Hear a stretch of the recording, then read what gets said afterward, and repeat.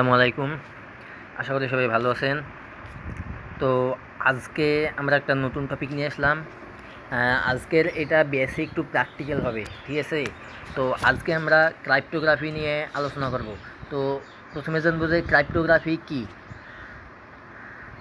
ক্রাইপ্টোগ্রাফি হলো তথ্য নিরাপত্তার, এই যে এইখানে দেখেন, ক্রাইপ্টোগ্রাফি হলো তথ্য নিরাপত্তার একটি শাখা যা তথ্যের গোপনীয়তা, অখণ্ডতা এবং প্রমাণ প্রমাণীকরণের জন্য পদ্ধতি এবং কৌশলগুলি অধ্যয়ন করে।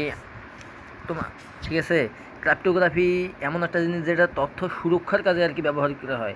এটা আমি দিয়ে দিব, এটা আপনারা সম্পূর্ণটা পড়ে নেবেন, তাহলে বুঝতে পারবেন। তো আমি শর্টকাটে বলি, ক্রিপ্টোগ্রাফি এমন একটা জিনিস যেটা তথ্য নিরাপত্তার কাজে ব্যবহার করা হয়। যে কোনো টেক্সট, আপনার একটা পাসওয়ার্ড আছে, ওই পাসওয়ার্ডটাকে আপনি নিরাপদভাবে অন্যের কাছে পৌঁছে দিবেন, ঠিক আছে? নিরাপদভাবে এমনভাবে পৌঁছে দেবেন যেটা ক্রিপ্টোগ্রাফির মাধ্যমে পৌঁছালে অন্য হ্যাকার যদি ফাঁদ পেতে থাকে তাহলে সেই হ্যাকারের পাসওয়ার্ডটা নিতে পারবে না। এটাই হচ্ছে আপনার ক্রিপ্টোগ্রাফি। ক্রিপ্টোগ্রাফির মূল কাজ হলো তথ্য নিরাপত্তা প্রদান করা, ঠিক আছে? তো আমরা ক্রিপ্টোগ্রাফিটা ব্যবহার করব কেন? এই ক্রিপ্টোগ্রাফিটা খুবই গুরুত্বপূর্ণ একটা জিনিস হ্যাকিংয়ের মধ্যে। সাইবার সিকিউরিটি এক্সপার্ট হতে গেলে ক্রিপ্টোগ্রাফি সম্পর্কে জানতে হবে খুব ভালোভাবে।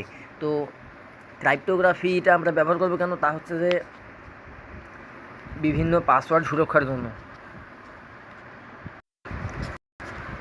আমরা যদি কোনো পাসওয়ার্ড কোনো মেসেঞ্জারে কারো কাছে সেন্ড করি, মূলত একজন যদি আমাদের ফেসবুক আইডির কোনো পাসওয়ার্ড চায়, ঠিক আছে, ওই পাসওয়ার্ডটা যদি আমরা তাকে মেসেঞ্জারের মাধ্যমে সেন্ড করি, তো আমরা তো আর জানি না যে আমাদের ফেসবুক আইডিটা হ্যাকারের কবলে আছে কি না। যদি আমরা ওইটা মেসেঞ্জারে সেন্ড করি ওই পাসওয়ার্ডটা, ওইটাই কিন্তু আমাদের ফেসবুকের পাসওয়ার্ড না, অন্য কোনো পাসওয়ার্ড হইতে পারে। তো ওই পাসওয়ার্ডটা যেহেতু আমাদের হ্যাকার, মানে আমাদের অ্যাকাউন্টটা যেহেতু হ্যাকারের কাছে অ্যাক্সেস আছে, তাহলে হ্যাকারও কিন্তু আমরা কী এসএমএস করতেছি না করতেছি সেগুলো দেখতে পারবে।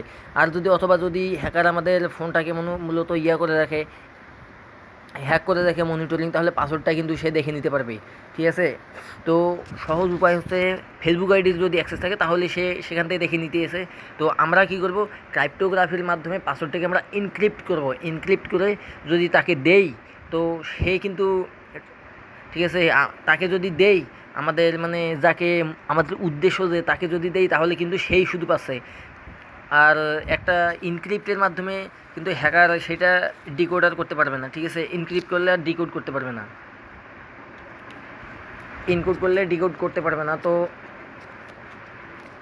আমরা যদি এইটাকে ইনকোড করি, মানে ইনক্রিপ্ট আর ইনকোড কিন্তু দুটোই একই।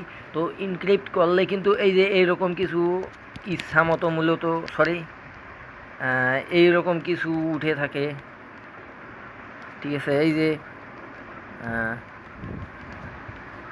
এইরকম একটা অ্যাড্রেস আর কি তৈরি হবে, অনেক বড় ধরনের একটা, এরকম অনেক বড় ধরনের একটা অ্যাড্রেস তৈরি হবে। এটাই হচ্ছে, আমরা যদি আমাদের পাসওয়ার্ডটা তৈরি করি, মানে এই যে অ্যাড্রেসটা, এইটার ভিতরে আমাদের মূলত পাসওয়ার্ডটা থাকবে। আর এটাকে আমরা ইনক্রিপ্ট করে এটার আবার একটা পাসওয়ার্ড দিয়ে দেবো। এই পাসওয়ার্ডটা কিন্তু আমাদের উদ্দেশ্য জানে। আমরা যদি এইভাবে এটাকে কারো কাছে সেন্ড করি, তাহলে যাকে দিব সেই শুধু পাবে, সে কিন্তু আমাদের ইনক্রিপ্ট করার সময় যে আমরা পাসওয়ার্ডটা দিয়েছিলাম, ওই পাসওয়ার্ডটা কিন্তু সে আগে থেকেই জানে। তাকে আমরা অন্য কোনোভাবে হয়তো বলতে পারি, তাহলে সে এইটাকে আবার ডিকোড করে, মানে ডিক্রিপ্ট করে অরিজিনাল পাসওয়ার্ডটা দেখে নিতে পারে, ঠিক আছে? তো আর হ্যাকার কিন্তু যেহেতু ওইটা জানে না, সেক্ষেত্রে সে নিতে পারবে না। তো